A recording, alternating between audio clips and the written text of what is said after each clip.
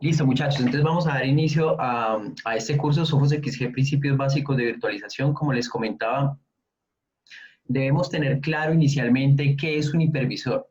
Esto es súper sencillo. Es básicamente un software que crea y ejecuta máquinas virtuales. No es más. Por ejemplo, yo aquí tengo un hipervisor que se llama VirtualBox. Es un hipervisor casero. Y miren la gran cantidad de máquinas virtuales que yo tengo virtualizadas aquí en este hipervisor. ¿Sí? Tengo desde firewalls, máquinas para seguridad ofensiva, tengo máquinas cliente, tengo servidores, etcétera, etcétera, etcétera. ¿Cómo funciona este hipervisor? O sea, ¿cómo lo hacen funcionar? En las compañías, ¿sí? Digamos en el sector corporativo, lo que hacen es adquirir un monstruo de hardware, ¿sí? Un monstruo de hardware, y en ese hardware instalan el hipervisor. En este punto, él pasa a llamarse host, ¿sí? Digamos que el hardware donde yo instalo el hipervisor pasa a llamarse el host. ¿Qué tipos de hipervisores hay? Hay hipervisores gratuitos, caseros, con los que yo puedo jugar para montar mis máquinas virtuales, y hay hipervisores que son para ambientes corporativos. Y una de las cosas que tienen estos hipervisores es que saben cuando lo van a montar en un ambiente corporativo. Yo alguna vez intenté montar, por ejemplo, el VMware SXI en una computadora de escritorio y lo primero que me dijo es, venga, pero es que usted no tiene procesadores Xeon. Sus procesadores Intel son procesadores caseros. No, yo a usted no lo voy a dejar montar ese hipervisor ahí en esa maquinita de cuarta que usted tiene en la casa. Vale, muchachos, entonces, cosas a tener claras, por ejemplo, tecnologías como VMware Sphere, como VMware SXI, cuando escuchen hablar de eso, estamos hablando de ambientes corporativos, hipervisor para ambientes corporativos, y cuando hablemos, por ejemplo, de VMware Workstation, es un hipervisor que es para un ambiente pues más casero, ¿sí? Para un ambiente de hogar. VirtualBox es un hipervisor para ambiente de hogar. Yo les voy a dar soporte para VirtualBox si ustedes instalan VirtualBox. Llevo trabajando con VirtualBox mucho tiempo y me parece que es un buen hipervisor. Si usted quiere trabajar con Workstation, trabaje con Workstation, pero le soy sincero, hace mucho tiempo no cojo el Workstation. Sin embargo, si tienes problemas, pues intentamos solucionarlo. Cuando hablamos de KVM, Hyper-V o Citrix en Server, pues estamos hablando de ambientes corporativos. ¿Vale, muchachos? Entonces la estructura es así, tengo un monstruo de hardware por lo general, o tengo un equipito, ¿sí? Donde puedo montar el hipervisor, pero ahorita les voy a mostrar que para el hogar es un poquito distinto. Este gráfico es más para empresas. Las empresas compran el hardware, montan en ese hardware el hipervisor y empiezan a crear y a ejecutar máquinas virtuales. A las máquinas virtuales les llaman guest, ¿sí? Les llaman guest. ¿Qué máquinas virtuales puedo montar en ese hipervisor? Bueno, ya hay muchos sistemas operativos. Usted puede montar Windows, puede montar Linux, etcétera. Vale, muchachos. ¿Qué es una máquina virtual? Bueno, una máquina virtual es básicamente pues, un software que utiliza los recursos del host. Recordemos que el host, sí, es este hardware en donde yo instalé el hipervisor, asignados por el hipervisor. Procesador, disco duro y memoria RAM. ¿Sí? Es casi como si fuera un equipo más, pero coexiste en un ambiente virtual. Las máquinas virtuales también tienen procesador, disco duro y memoria RAM.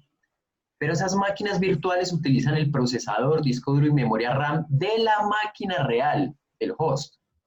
Entonces aquí yo les voy a colocar un ejemplo. Por ejemplo, si el host que usted compró tiene 8 de CPU, tiene 8 de memoria RAM y tiene 500 gigabytes de disco duro, ¿cuántas máquinas virtuales podrá usted crear dependiendo de los recursos que asigne a las máquinas virtuales? Entonces veamos. Si creo la máquina virtual 1 con 2 de CPU, 2 de RAM y 100 gigabytes de disco duro, pues me van a quedar, o sea, el restante de mis recursos para crear más máquinas virtuales va a ser, listo, me comí 2 de CPU de estas 8, pues me quedan 6. Me comí 2 de RAM de estas 8, de la máquina real, pues me quedan 6 de RAM. y me comí 100 gigas de este host de la máquina real, pues me quedan 400. Listo, fantástico. Creé una máquina virtual con 2 de CPU, 2 de RAM, 100 GB de disco duro, y me queda para crear una máquina virtual o varias, 6 CPU, 6 de RAM, 400 GB de disco duro. Entonces vengo y me creo una segunda máquina virtual. Entonces le meto 3 de CPU, 3 de RAM y 200 GB de disco duro. ¿Cuánto me queda? Pues tenía 6, me creé otra máquina virtual, 3, ahora me quedan 3 de CPU, me quedan 3 de RAM y me gasté 200 GB de disco duro, de los 400 que me quedaban, pues me quedan 200. Yo digo, genial, fantástico, con esto me puedo crear otra máquina virtual con 3 de CPU, 3 de RAM y 200 GB de disco duro y, sorpresa, se me acabaron los recursos. ¿Puedo montar más máquinas virtuales? No, no puedo montar más máquinas virtuales porque ya se me terminaron los recursos. Así funciona esto, ¿vale? Ahora bien, en su ambiente de hogar ocurre algo muy diferente. Bueno, algo similar, pero pues con algo adicional, y es que ustedes tienen el hardware, que es el equipo, es su portátil o su computador de escritorio. Pero sobre ese hardware, ustedes no montaron directamente el hipervisor. Recuerden que ustedes no pueden hacer eso sobre sus máquinas hogareñas, ¿sí? Sino que usted en ese hardware le montó un sistema operativo. Lo más seguro es que usted se esté conectando en estos momentos desde Windows. Algunos de pronto desde Mac, otros de pronto desde algún sabor de Linux, ¿sí? Entonces, ¿qué pasa? Ustedes no tienen montado directamente el hipervisor sobre el hardware, tienen es un sistema operativo como Windows, Mac o Linux, y encima de ese sistema operativo, ustedes deben montar un hipervisor de carácter gratuito, llámese VMware Workstation o llámese VirtualBox. Ya les dije, yo tengo VirtualBox y los incito a que instalen VirtualBox, ¿vale? Y sobre ese VirtualBox, en mi caso, sobre el hipervisor, pues tengo mis múltiples máquinas virtuales, ¿sí? Back from Hell, Kali Linux, tengo un UTM, tengo un Sophos Firewall, tengo una Windows 7, tengo una Windows 10 también, ¿sí? En el momento en el que yo quiera, yo pico aquí en el hipervisor, doy doble clic a alguna de mis máquinas virtuales y el hipervisor lo que hace es, pues, cargar la máquina virtual, ¿sí? Miren, ahí está, él me da la bienvenida y me dice, ok, listo, usted quiere empezar a correr Windows, su máquina virtual de Windows, pues no hay ningún problema, ese es mi trabajo. ¿Listo? Listo, muchachos, bien hasta ahí, ¿vale? Entonces, ¿qué pasa? Cuando usted no tiene un ambiente corporativo, ¿cierto? Sino que es el ambiente casero, resulta que su sistema operativo también consume recursos de CPU, de memoria RAM y de disco duro. O sea que para usted montar otras máquinas virtuales, tiene que primero considerar dejar los recursos de CPU, de RAM y de disco duro para el sistema operativo de Windows o Linux o Mac que usted tiene montado en su equipo. ¿Sí? Es un poquito más maluco a nivel de hogar porque hay que asignarle recursos también pues, al sistema operativo que tengo allí montado. Entonces yo digo, bueno, listo, a mi Windows 10 yo le voy a dar 2 de CPU, 2 de RAM y bueno, pues todo el disco duro porque yo lo instalé en todo el disco duro, ¿vale? Y empiezo a analizar los recursos que me quedan disponibles para montar mis máquinas virtuales, que esto ya lo expliqué anteriormente. Ya usted simplemente, como le digo, asigna los recursos para su máquina real y lo restante, pues es lo que le va a quedar para usted montar sus máquinas virtuales restantes. En este caso, la idea es que usted al menos tenga para una sola máquina virtual, no tiene que montar 2 ni 3. No, la idea es que usted separe los recursos para su máquina, para su sistema operativo y revise cuántos recursos le quedan para la máquina virtual de Sophos XG. ¿Sí? Listo, perfecto.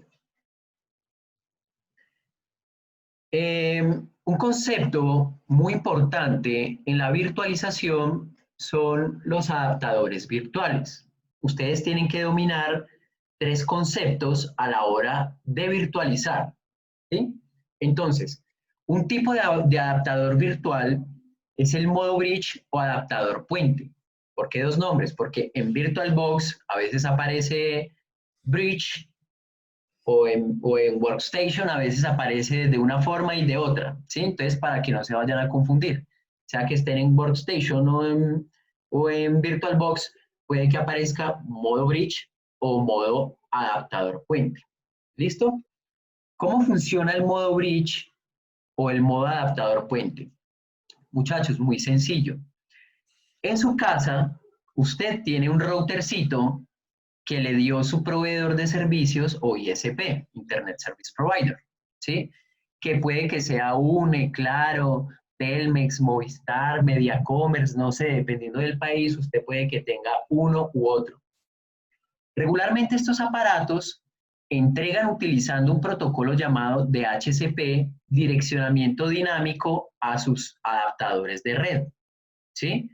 Usted no necesita configurar manualmente la IP en su adaptador de red en su casa. Les voy a mostrar aquí, pues para los más iniciados en esto, generalmente para configurar estáticamente la interfaz, pues uno pica aquí, pica acá, y ya el adaptador le pregunta a usted, venga, ¿usted no quiere una dirección recibida por DHCP? Pues póngase la estática. Por ejemplo, yo tengo una IP estática porque pues yo trabajo en un data center y en este espacio de trabajo eh, pues tenemos IPs estáticas por seguridad, ¿sí? Pero en sus casas ustedes van a tener un direccionamiento dinámico, no van a tener nada aquí configurado, esto se recibe de forma automática, ¿vale?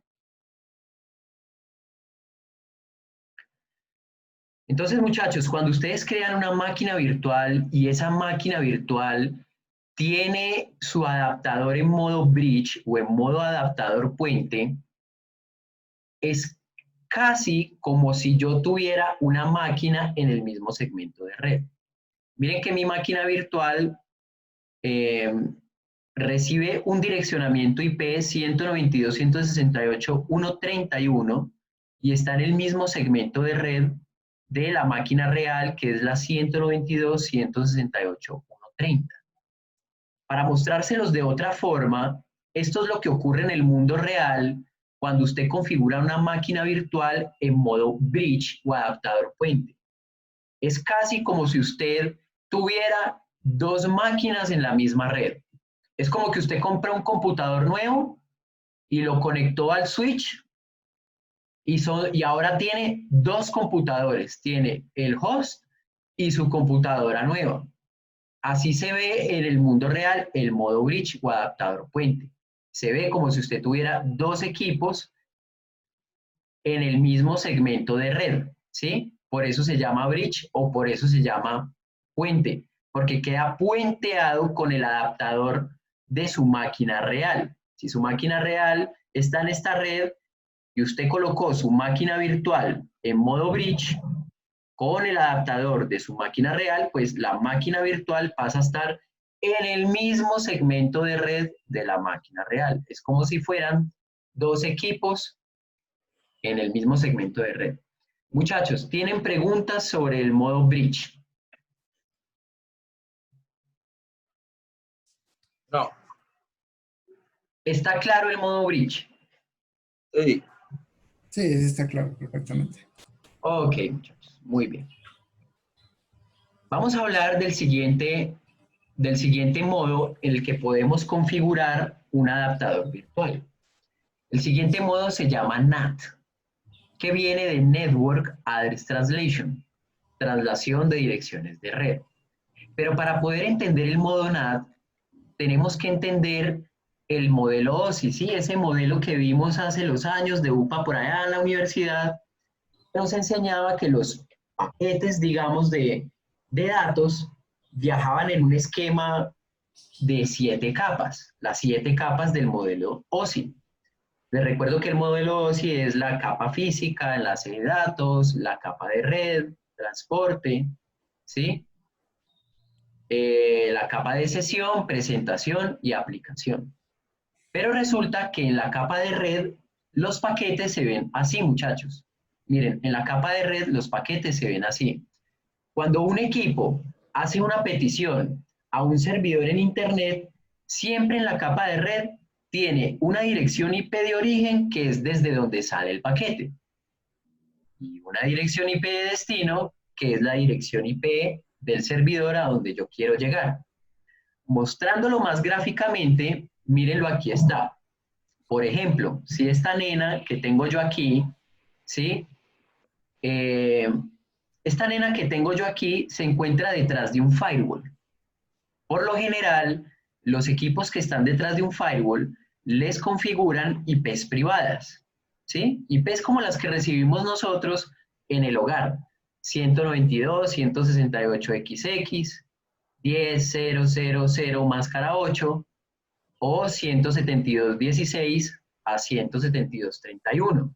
Esos son los segmentos de direccionamientos privados. Son los segmentos de red que reciben normalmente las empresas para poder intercomunicar sus estaciones de red, sus equipos de red, ¿sí?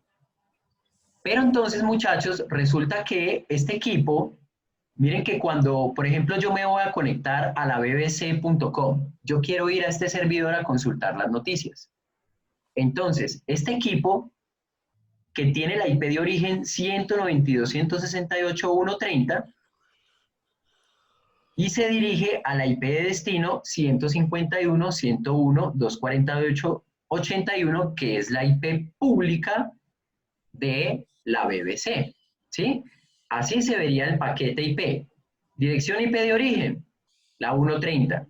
Dirección IP de destino, la 81. Pero resulta que este paquetico IP, en el momento en el que atraviesa el firewall, cuando sale del firewall hacia la BBC, se le aplica un proceso que se llama NAT.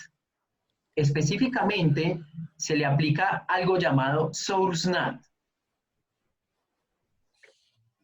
¿Saben por qué se llama Source NAT? ¿Alguien sabe por qué se llama Source NAT? No, no decir que no. ¿Idea? Vale. Se le llama Source NAT porque lo que se va a modificar es el source. O sea, el origen. ¿Sí? Source en inglés es origen. Entonces, Source NAT modifica el origen del paquete IP. Entonces, miren lo que le pasa al paquete IP cuando abandona el firewall. Miren qué le pasó. Cambió la IP de origen. Le quitó, le arrancó y lo descabezó la 130 y le dijo, quite mi hijo de ahí, que al paquete le voy a poner la dirección IP pública del firewall. Y a ese proceso se le llama Source NAT. Quitar la dirección IP de origen y ponerle otra. En este caso, se le coloca la IP pública del firewall. ¿Sí? ¿Y por qué se le coloca la IP pública del firewall? Pues muchachos, porque cuando la BBC le llega el paquete, hola BBC, ¿cómo estás? Mira, yo necesito que vos me entregues las noticias. Ah, listo, mijo, tranquilo, no hay ningún problema. Revisemos el paquete IP, usted de dónde viene, para yo enviarle nuevamente allá, pues, las noticias. Entonces, el paquete de regreso, pues, el origen es la IP de la BBC y la IP de destino es la IP del firewall. Se le pone una IP pública para poder que los paquetes puedan regresar al firewall, ¿sí? Cuando el paquete regresa al firewall, el firewall por dentro tiene una tabla NAT. Y él dice, ah, sí, mijo, no se preocupe, que yo sé que usted realmente esa petición viene desde la 130 y le pasa el paquete otra vez a esta bella chica a la 1.30. A ese proceso se le llama source NAT. ¿Listo, muchachos? Sí, ¿Estamos claros ahí? perfecto. Vale, muchachos, entonces en virtualización hay un modo que se llama NAT y hace exactamente lo mismo. Hace source NAT.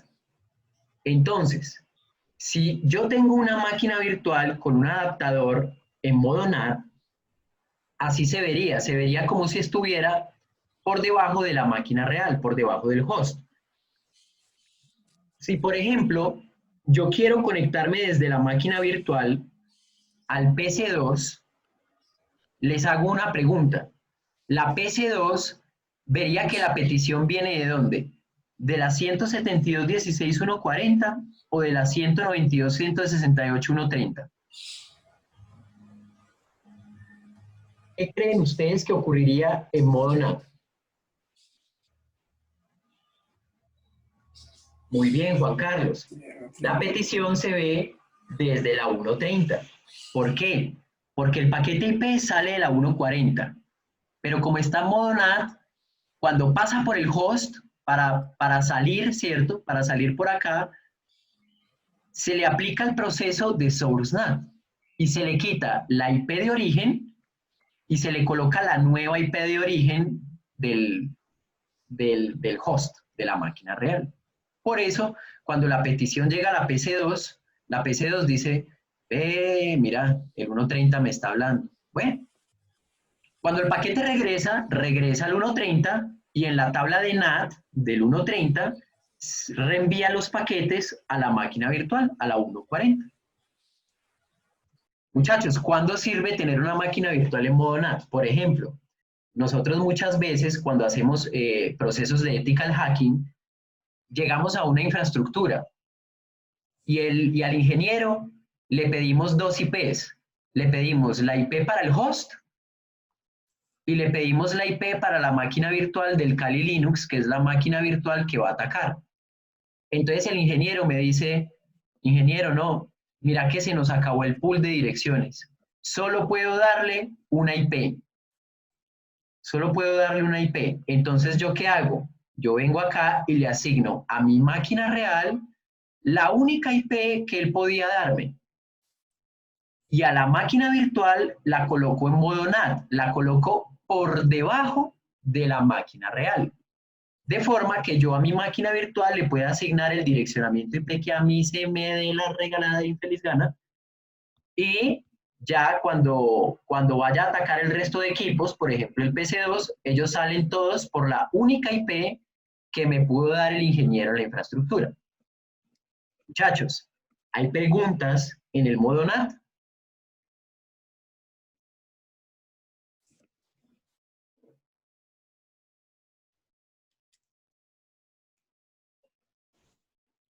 Quedó claro, muchachos, vale. Me gusta mucho que estemos aprendiendo y que la vayamos teniendo cada vez más clara. El último modo se llama host only o adaptador solo anfitrión, ¿sí? Son switches virtuales aislados, o sea, son como segmentos de red que están flotando en el tiempo-espacio, por ahí, están totalmente aislados. Es más, cuando usted quiera correr, por ejemplo, un malware en una máquina virtual, usted debería hacerlo en modo host only o adaptador solo anfitrión. Una vaina por allá aislada, ¿sí? ¿Qué pasaría si yo ejecuto un malware, por ejemplo, en modo bridge? Imagínense que yo creo una máquina virtual y aquí corre un malware y la máquina virtual está en modo bridge. Pues ese malwarecito le va a quedar muy fácil venirse por acá y atacarme el host y atacarme otras máquinas virtuales que estén en modo bridge. ¿Por qué? Porque están en el mismo segmento de red y el malwarecito puede eventualmente ver los otros equipos en la misma red para atacarlos. ¿Vale? Pero en modo host only ocurre algo muy chévere y es que las máquinas virtuales que yo tengo en modo host only están agrupadas en un switch virtual, en un segmento de red que está flotando en el tiempo y en el espacio. Yo puedo conectar a ese, digamos, a ese adaptador virtual, ¿sí? O a ese switch virtual, varias máquinas virtuales que pues, se verían en el mismo segmento de red de ese switch virtual, ¿vale? Cada que yo creo un adaptador solo anfitrión, ¿sí? Cada que yo creo un adaptador solo anfitrión, VirtualBox o Workstation me crea un adaptador virtual. Chequéenlo acá. Miren que yo tengo varios adaptadores y son adaptadores virtuales. Cada que yo creo un virtual switch o un segmento de red virtual, miren que él viene y me crea un adaptadorcito virtual. Miren, Virtual Host Only Ethernet Adapter. Y le pone el direccionamiento IP dependiendo del adaptador virtual que yo haya creado. ¿Cómo se crean los adaptadores virtuales en VirtualBox? Cuando usted abre el VirtualBox, aquí donde dice archivo, miren que en la parte de abajo dice administrador de red anfitrión, ¿sí? Digamos si es acá, sí, mírenlo, aquí está, dice administrador de red anfitrión. Entonces miren que en este caso yo solo tengo un adaptador virtual. En el segmento de red 192.168.56.1 máscara 24. O sea que me permite crear máquinas virtuales en el segmento de red desde el 2 al 254, ¿vale?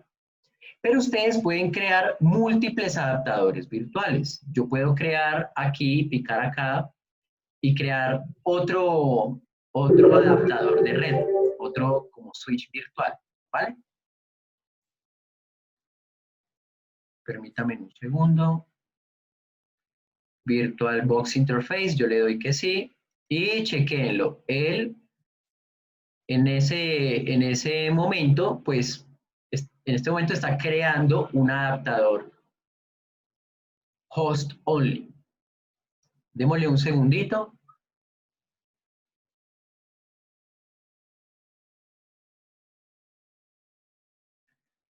Démosle un segundito que cree el adaptador. Vamos a ver.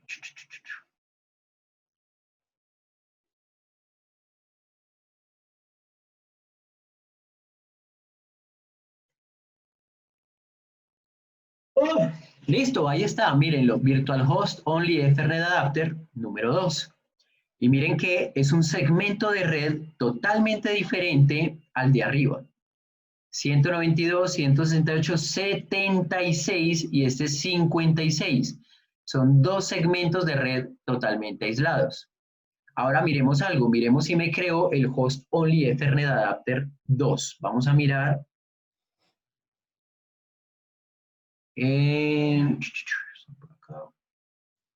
Host Only Ethernet Adapter 2. ¿Dónde está ese hijo de madre?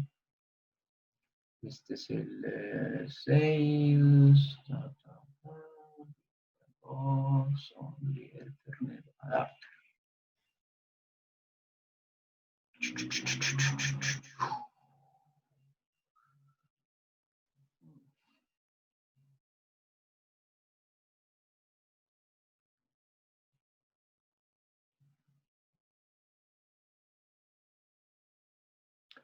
Bueno, aquí no lo veo realmente. Tengo tantos adaptadores virtuales creados. Ethernet 12, no sé, el 2, el 5, el 4, el 6. Este y este están como en conflicto, uno habilitado y otro deshabilitado. Bueno, muchachos, en todo caso, cuando ustedes crean un adaptador virtual, aquí esto se les va a empezar a llenar de adaptadores virtuales enumerados tal y como aparece en el VirtualBox, ¿vale?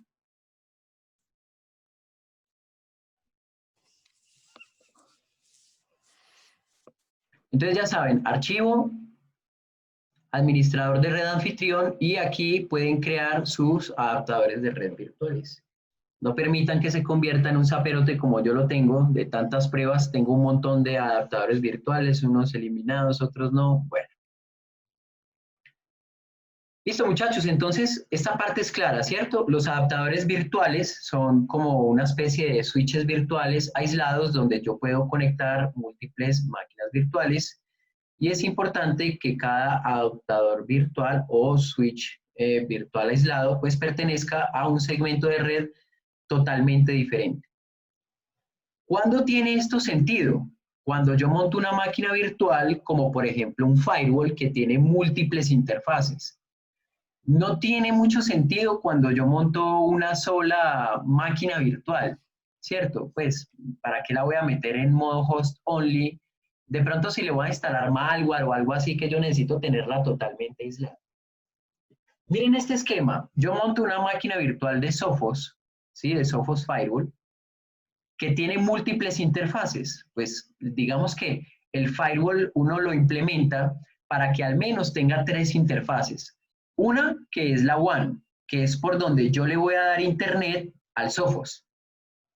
La otra que es la zona LAN, que es donde yo voy a tener mis equipos, ¿sí? Mis equipos de escritorio. Y normalmente en las infraestructuras se separan los equipos de escritorio de los servidores por aquello del Zero Trust. Recuerden que ahorita hay una filosofía que están implementando las compañías de ciberseguridad y las compañías que están en línea con la ciberseguridad, que es el Zero Trust. O sea, no confío en absolutamente nadie. Si esta máquina virtual fuera, por decir, un servidor, y este cliente de aquí me ataca a este servidor, ¿será que el firewall ve ese ataque, muchachos?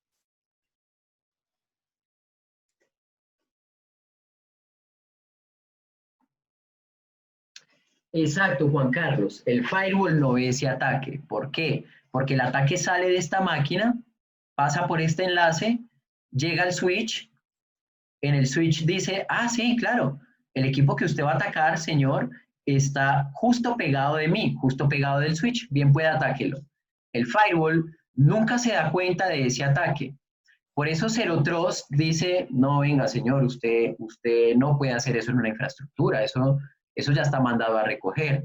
Por favor, coloque usted su servidor en una DMZ, ¿sí? En otra zona diferente a la de la LAN.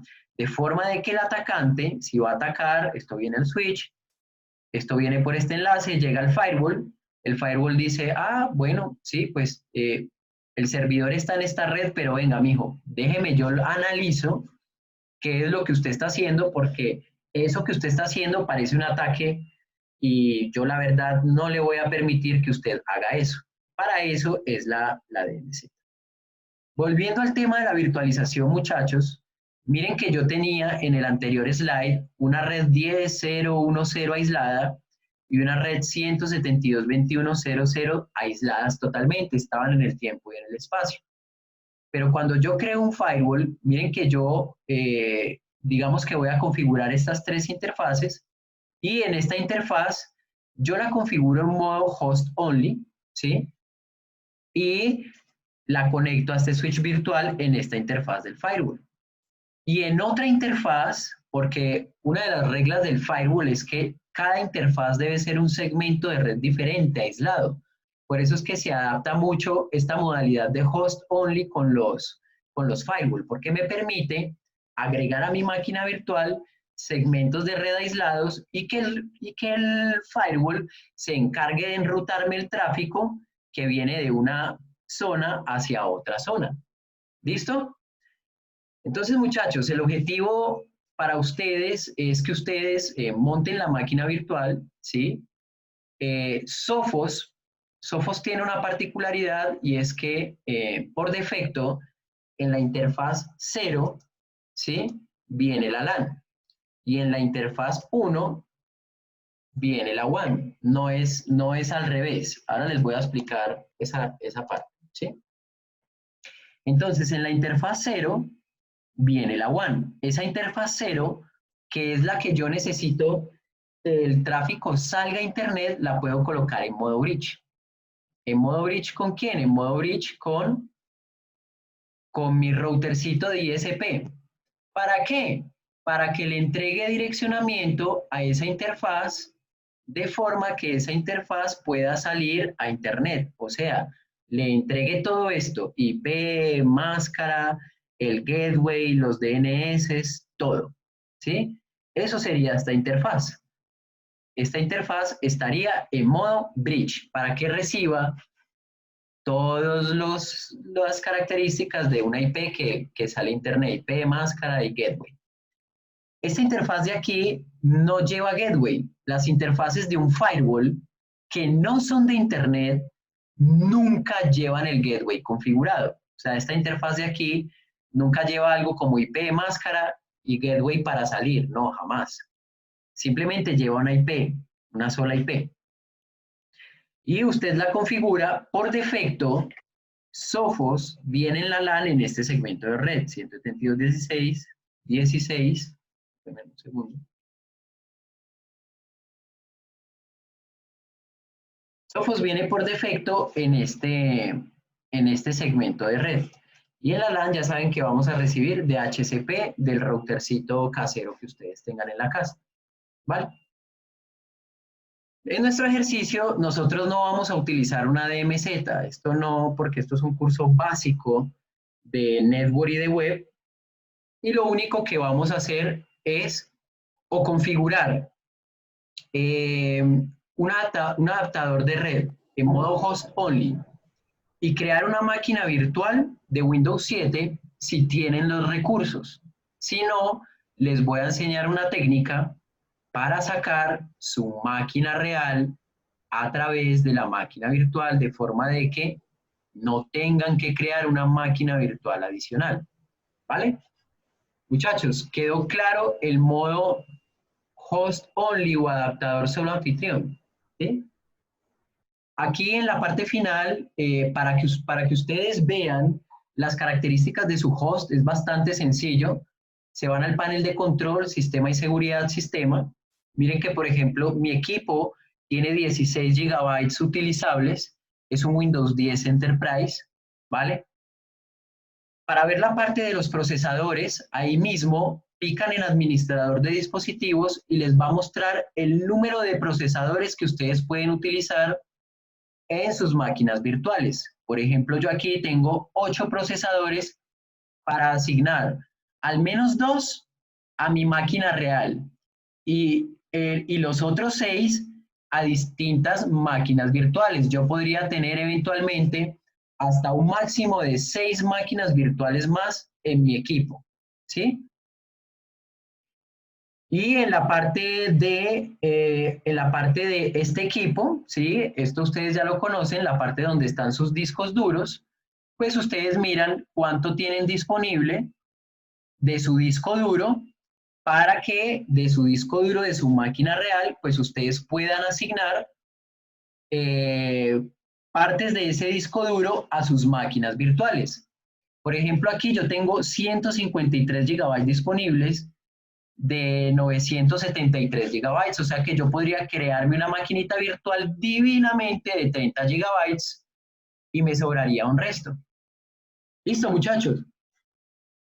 Entonces, quiero que por favor miren en sus equipos y me escriban en el chat qué especificaciones tienen. Algo muy importante y es que Sophos soporta virtualización sobre procesadores Intel. Miren que mis procesadores son Intel Core. Creo que no soporta virtualización sobre procesadores AMD. Sin embargo, para los que tienen AMD, podemos intentar montar la máquina virtual en los procesadores AMD que ustedes tengan.